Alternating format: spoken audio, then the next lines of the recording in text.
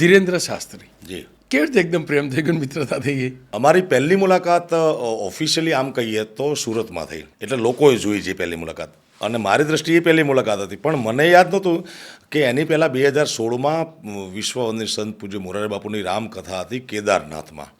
તો હું મારી પત્ની સોનલ અને ધીરેન્દ્ર શાસ્ત્રી એમ બધા કથાની પોથીની આરતીમાં ભેગા હતા 16માં 2000 અને 2021માં કે 22માં એમને સુરતમાં કથા અને સંમેલન હતું. તો મને ગાયક કલાકાર તરીકે બોલાવેલા સુરતના આયોજકો. એક મોટું એમનું મંચ ને બીજું એનું સાઈડમાં અમારું નાનું મંચ એક. તો એમની તો સવારી આવી આમ મોટી ગાડીમાં ઓપન રૂફમાં અને જોર જોરથી બધા તાલીઓ વગાડવા માંડે. પછી ઊભા થઈને મેં આમ વંદન કરી, આપણો વિવેક છે ને, તો એમણે આમ જોઈને મારી સામે જોઈને આમ હાથ કર્યો.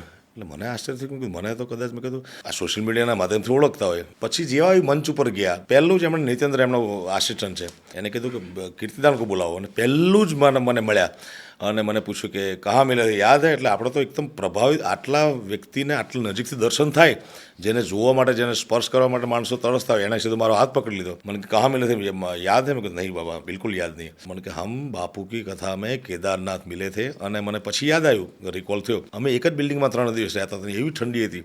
એ યાદી કરાવી. પછી તો ખૂબ આનંદ આવ્યો મને કે પછી એમણે ફોટા બતાવ્યા કે દેખો હમ યહાં મિલે थे, યહાં મિલે थे. પછી કેદારનાથ યાદી.